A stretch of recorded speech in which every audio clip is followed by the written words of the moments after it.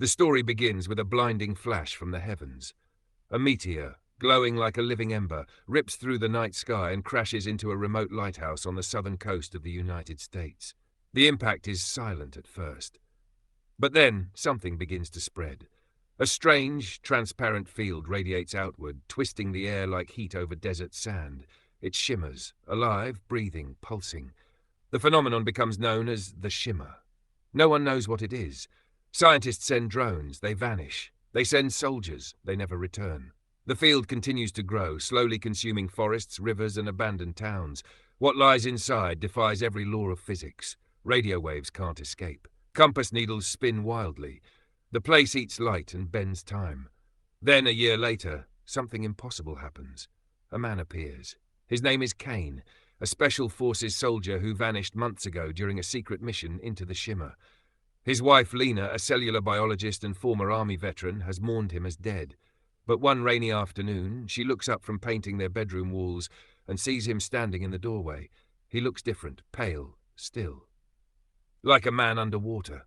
Lena runs to him, overjoyed but confused. "Where have you been?" she asks. He blinks, expressionless.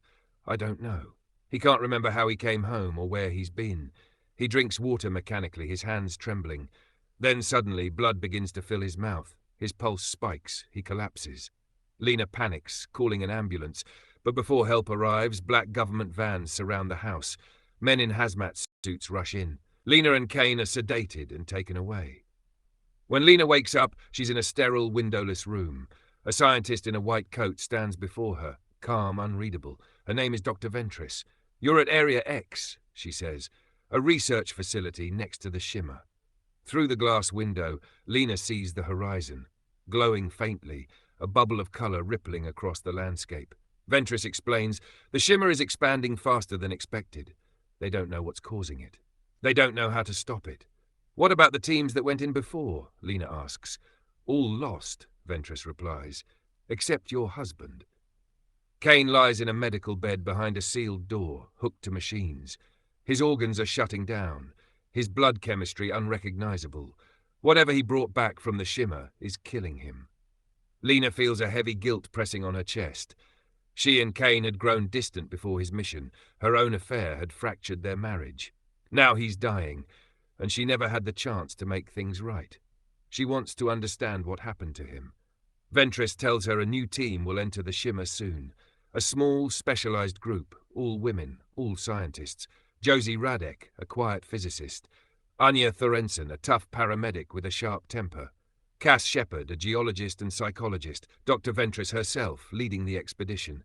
Their goal, reach the lighthouse, the meteor's impact point, and discover what's inside before the shimmer expands too far. Lena insists on joining them. Ventris hesitates, but Lena's expertise in biology and her personal connection to Kane make her invaluable, so she's in. They prepare for departure. Their packs are light, food, weapons, and cameras. No radios because nothing transmits through the shimmer. Before dawn, they walk to the perimeter. It looks like a giant soap bubble clinging to the forest edge, colors rippling through it, violet, green, gold, and blue. The air hums softly like electricity. Josie stares in awe. "It's beautiful," she whispers. Anya scoffs. "Beautiful things can kill you." Lena touches the air. It ripples like liquid glass beneath her fingers. Then, one by one, they step through. The light swallows them whole. When Lena opens her eyes again, she's lying in a tent. Sunlight filters through canvas walls. She sits up confused. Days have passed. Her rations are partially eaten. Her watch shows 3 days gone. None of them remember crossing the barrier. Their compasses spin.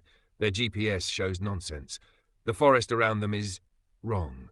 Trees twist into spirals, their bark shimmering faintly. Flowers grow in impossible symmetry, petals radiating in fractal patterns. The air feels heavy, thick with humidity and color. Cass mutters, "It's like being inside a prism." As they trek deeper, the world grows stranger. A river runs backward. Albino deer with mirrored antlers watch them silently. The sound of the wind seems to echo from all directions. Lena collects samples, examining plant tissue through her portable microscope.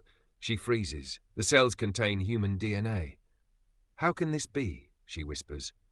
Josie looks over her shoulder. "It's refracting everything that enters, light, radio waves, DNA. The shimmer isn't just reflecting reality, it's remixing it. They reach a deserted military outpost from the previous expedition. The walls are overtaken by vines and flowers shaped like veins. Inside, they find food supplies, scattered notebooks, and something worse. A dried blood trail leads to a locked door. Anya forces it open. Inside is a drained swimming pool, and on its far wall something grotesque clings to the tiles. A human body, or what's left of one, stretched out like a tapestry, ribs spiraling outward, organs transformed into fungus and coral. The stench is unbearable. Next to it lies a military camera, still functional. They watch the recording together, their faces lit by the flickering screen. The footage shows Kane's unit. They're inside the same outpost, their nerves frayed. One man is tied to a chair, thrashing. Kane stands over him with a knife, cutting open his abdomen. The others watch in horror as his intestines writhe like snakes, moving independently, glowing faintly under the light. Kane looks straight into the camera afterward, calm, almost fascinated. Then the video cuts to static. Silence fills the room. Anya mutters, "What the hell did they see out here?" Lena's heart pounds. She's seen Kane like that before, that blank, emotionless face. Whatever changed him started here. Outside, the trees sway, though there's no wind. A low sound echoes through the forest, deep, guttural, almost human. The women exchange glances. Something is watching them. The team sets up camp near the river, the air heavy with the sweet, strange scent of alien flowers. The forest hums softly, not with insects, but with a low vibration, as if the ground itself were breathing. Lena can't sleep. She stares at the glowing outlines of the trees beyond the tent. The colors move, not like wind, but like light through water. The silence is broken by the soft plop-plop of something wading through the river. She grabs her rifle and steps out. Nothing. Just ripples fading across the surface. By dawn, a thick fog rolls in. The group pushes deeper inland, following what used to be a military trail, now completely overgrown. Every step feels wrong. The moss pulses faintly under their boots. Birds call with distorted, echoing cries. Josie takes readings with her instrument. "Magnetic interference is off the charts," she says. "Everything's refracting, even sound." Anya laughs dryly. "Maybe that's why I can hear my own heartbeat." Cass, the geologist, studies the trees. "Look at this growth pattern. They're all connected, root to root, like one living organism."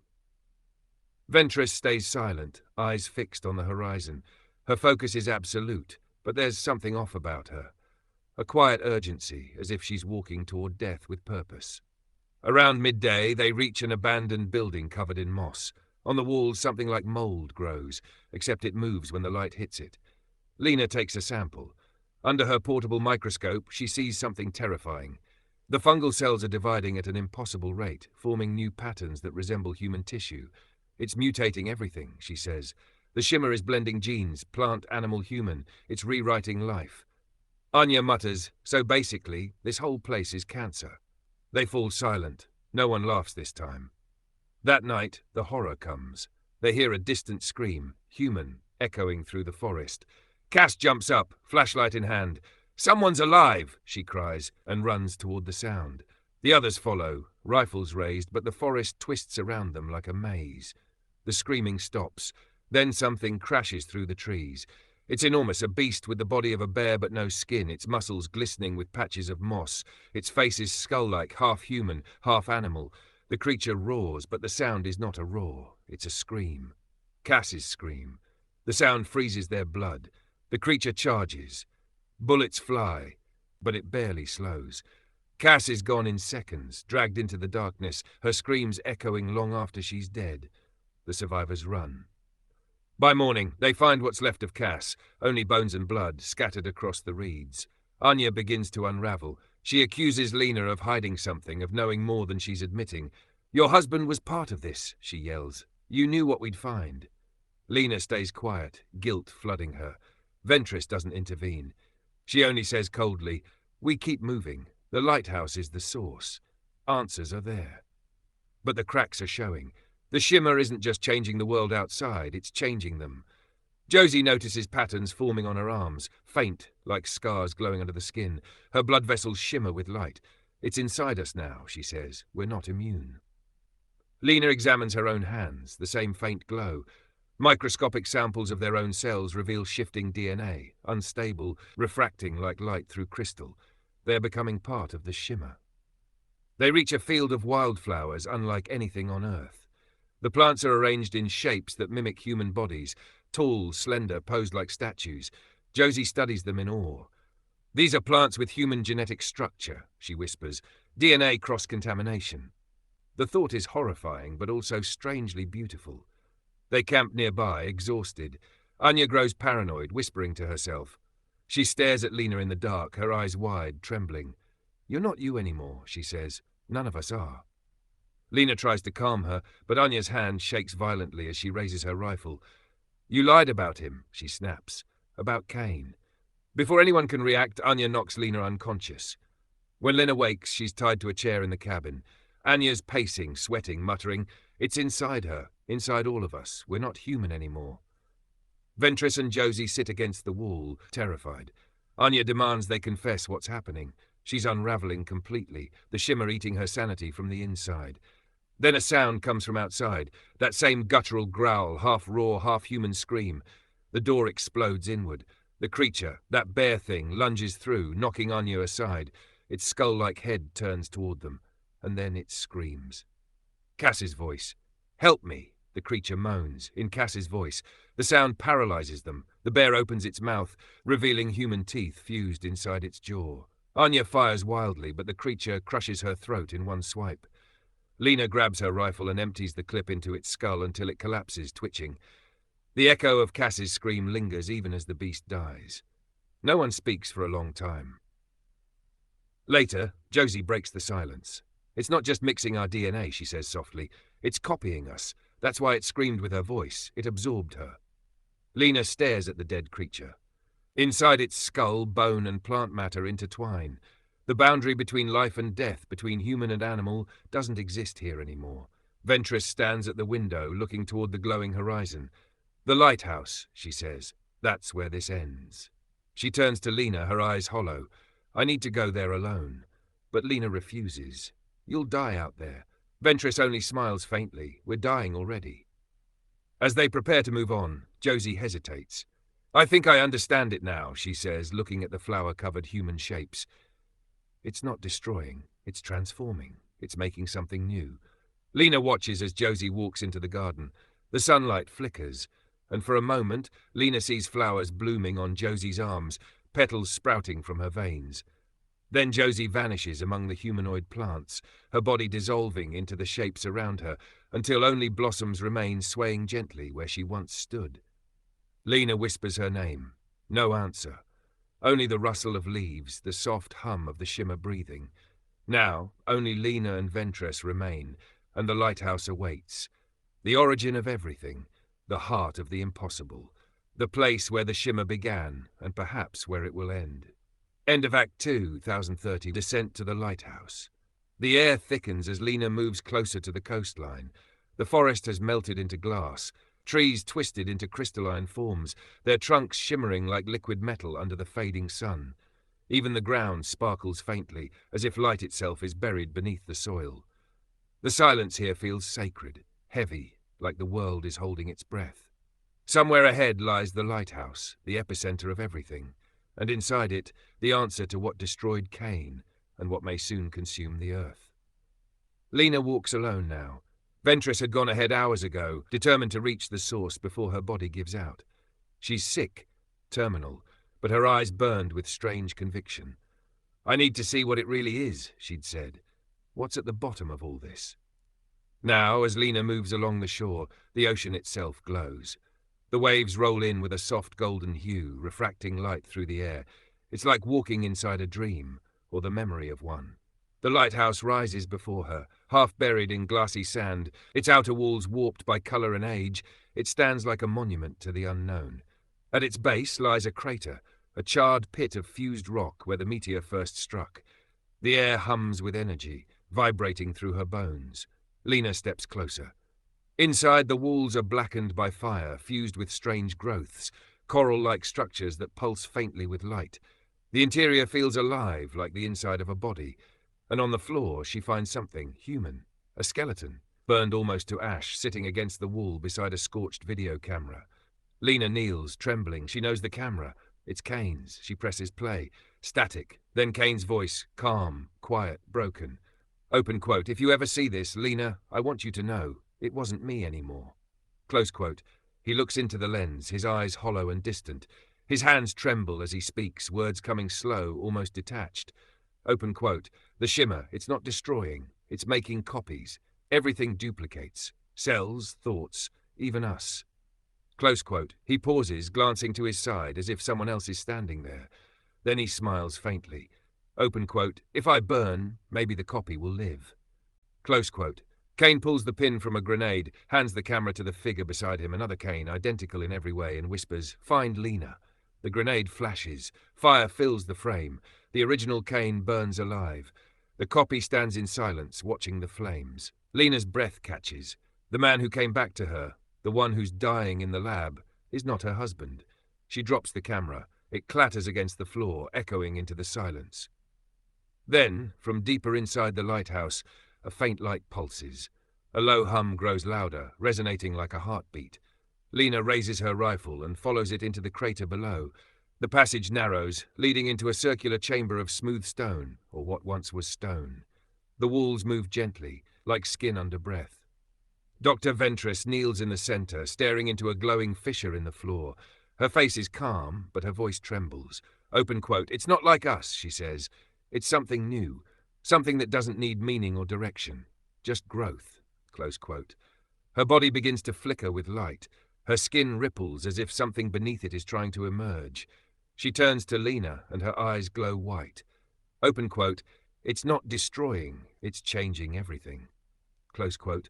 Her body explodes into radiant particles, a spiral of color swirling into the air like dust. The light expands, twisting and folding until it becomes a single, pulsing drop of energy that falls into the crater below. Lena steps closer, shielding her face. The drop bursts into an impossible shape, a tunnel of light stretching infinitely downward.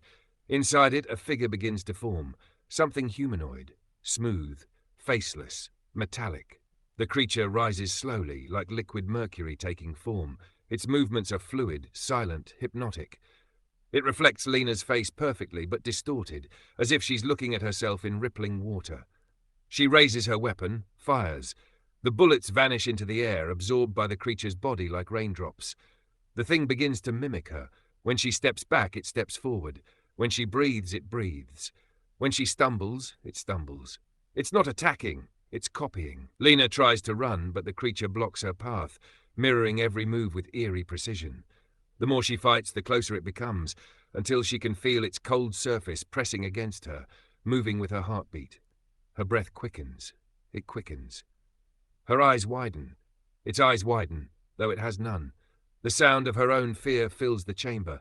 The creature isn't just imitating her, it's learning her. She falls to the floor, gasping, and it falls too, crushing her under its weight. Its hands press against hers, its movements perfectly synced, a living reflection. For a moment, she's sure it will smother her completely. But then she realizes something. It only acts because she acts. If she stops, it stops. Slowly, she stands still, motionless. The creature freezes, head tilted. Its form shimmers faintly, almost questioning. Then Lena steps backward. It steps back. She moves toward the bag lying nearby, Kane's grenade. The creature mirrors her exactly, reaching for the same. With trembling hands, she pulls the pin and holds it between them. The creature copies her perfectly, holding the grenade close to its chest. Lena slips away in the last second. A blinding flash erupts. Fire swallows the creature, flames spreading across its metallic body. But even as it burns, it doesn't scream. It just watches her until its shape collapses into ash and light.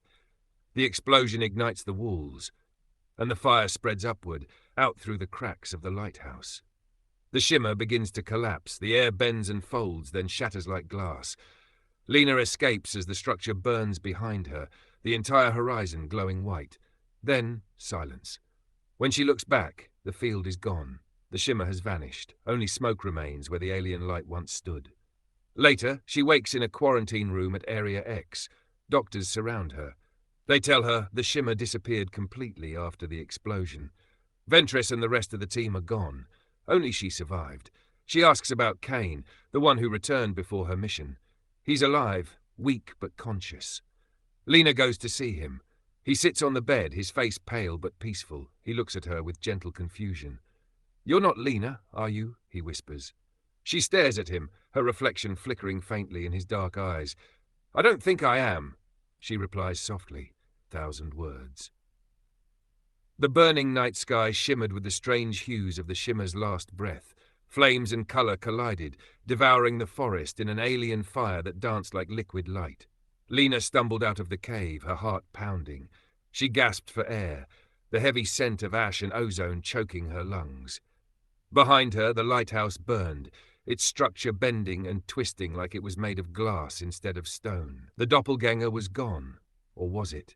She wasn't sure anymore. It had mimicked her every move, every breath, every heartbeat. It wasn't a creature. It was a reflection, a mirror that became flesh.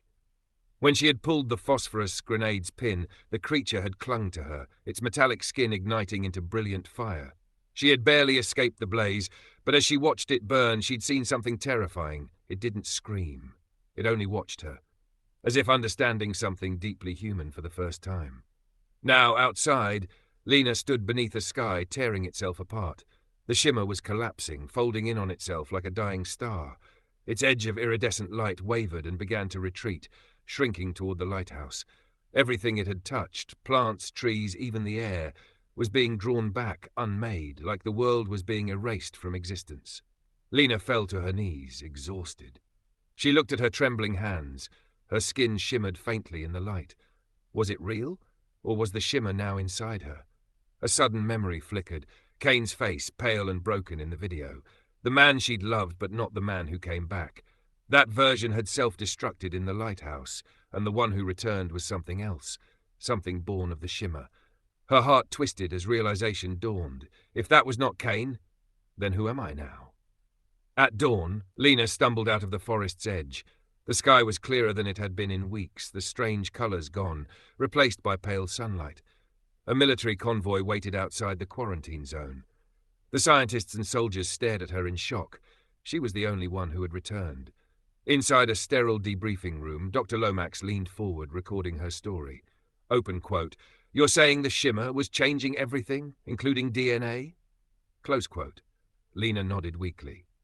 It refracted everything, not just light, not sound, but life itself. It didn't destroy. It recreated.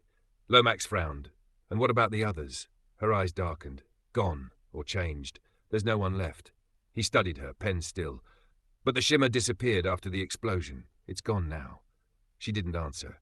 She knew it wasn't gone. It had moved on inside her veins. That night she visited the medical wing where Kane lay in isolation. He sat up slowly when he saw her, eyes hollow but alive. Open quote, "You're not Kane," she said softly. Close quote. He blinked, hesitant. "I don't think so." Open quote, "What happened to the real one?" Close quote. Kane's voice trembled. "He burned. I watched him light the grenade." Silence hung heavy. Lena stepped closer, her reflection in the glass between them shimmering faintly, like the edges of the shimmer itself. Her hand pressed against the window, and he did the same. Their fingers aligned perfectly. Open quote, "Are you Lena?"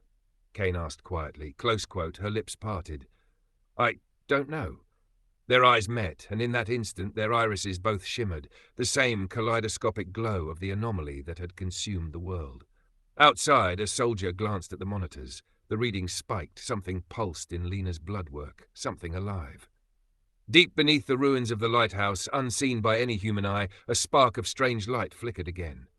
The ashes of the alien structure stirred. The ground pulsed faintly. A drop of luminous fluid seeped into the earth, replicating, multiplying. The shimmer wasn't dead. It had only evolved. The camera pans back to the surface. Lena and Kane embracing inside the compound. Their skin glows faintly in the dim light, a subtle iridescent sheen spreading beneath the surface. The haunting score rises. The screen flickers once, then fades to black. The end.